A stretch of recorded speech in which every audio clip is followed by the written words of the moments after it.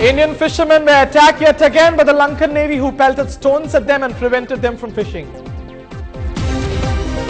Bad news from the IIT Madras as yet another student suicide is recorded on the campus.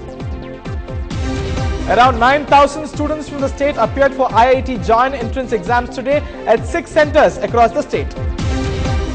Works at Kudankulam has been speeded up as the workers and scientists have been working continuously day and night to complete the plant in 2 months. The number of confirmed swine flu cases in the state has risen to 29, with 14 of them hailing from Chennai. The war between FEFC and Producers Council seemed to intensify as the Producers Council has announced that it will boycott the tri-party talks to be held tomorrow.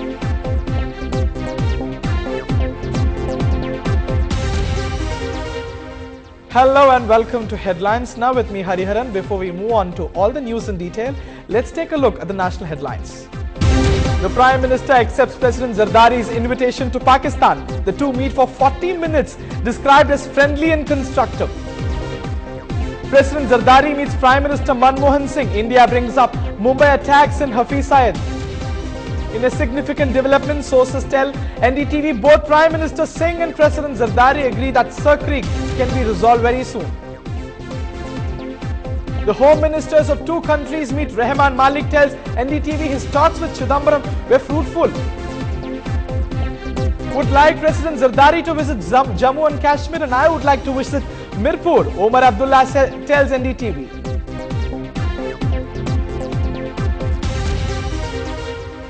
News in detail. Indian fishermen and 223 motor boats were attacked by the Lankan Navy men who pelted stones at them and prevented them from fishing. This attack is alleged to have taken place even as the Indian fishermen were fishing well within Indian waters. Besides arrests and firing, the Lankan Navy, which has been claiming that fishermen often stray into its international maritime boundary line to lay their nets, has resorted to pelting stones at fishermen whom they call intruders.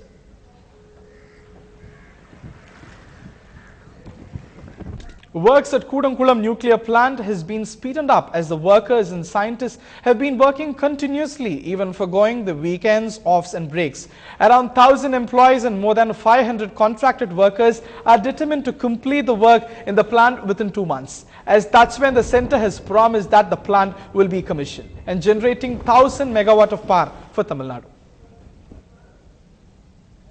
While the works at Kudankulam nuclear plant are in full swing, the Thoothukkudan Coastal People's Welfare Forum has urged the government to conduct disaster management workshop in Kudankulam. The General Secretary of this organization says the plant should be commissioned only after the locals are given disaster management training. He also urged the government to revoke all cases filed against the anti-nuclear protesters.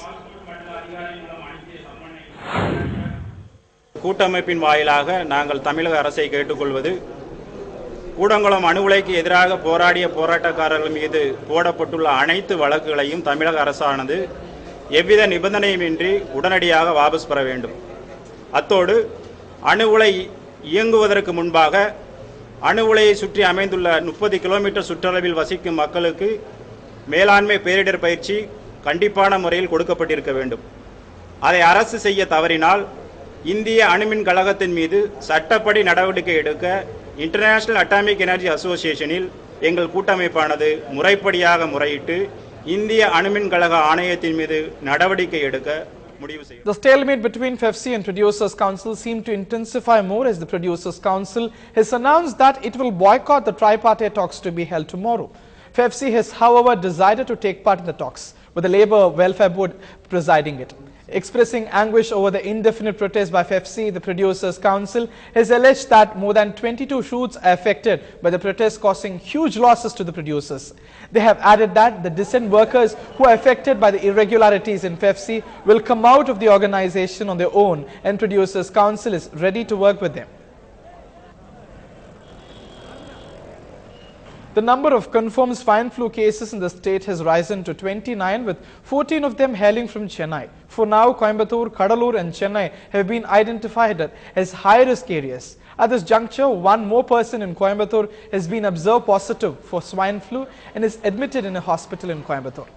Health department sources say that they are taking various steps in this regard, and they had set up monitoring camps at entry points to the state, including airport and railway stations. In a thanksgiving gesture to the people of Sankarankovil who gave the ruling party a mammoth victory, a new bus service has been operated between Chennai and Sankarankovil. The service was inaugurated in Sankarankovil today. Taking part in the budget session of Tamil Nadu Assembly, recently elected legislator Muthu Selvi placed a request for a new bus service between Sankarankovil to Chennai. Following this, the bus service was inaugurated today in Sankarankovil. Moving on, around 9,000 students from the state appeared for the IIT joint entrance exams today at 6 centers in Chennai, Coimbatore, Madurai, Salem and Trichy and Tirunelveli. More than 5 lakh students took up the exams nationwide. These students will compete for around 10,000 seats in 15 IITs across India. Students taking the exams this year are likely to be the last batch of students to do so in the current format, as the Ministry of Human Resource Development is likely to introduce the Indian Science Engineering Eligibility Test from the next year.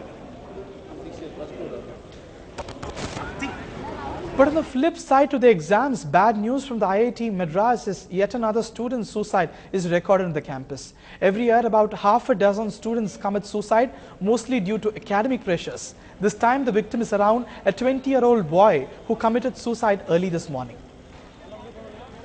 Our crime correspondent Salim has more on this. The victim is identified as Kuldeep Yadav, who is doing his second year civil engineering in IIT Chennai. At around 10:35 this morning, Kuldeep was found hanging from the ceiling. The hostel authorities rescued him and rushed him to the nearby hospital. He was treated, but he succumbed and died. His body was moved to the Roypeta Government Hospital mortuary for a postmortem examination.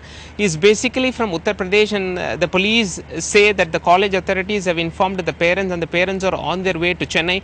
The police say since it is IIT, they are basically dependent on the college authorities for further information and the cause of death. Few weeks after India supported the resolution passed against Lanka and UNHRC, Indian delegation is all set to visit the war-torn areas of neighboring island. However, this long pending visit was planned even before March and was delayed due to elections in 5 states of India. More news and updates will follow after a break. Stay tuned.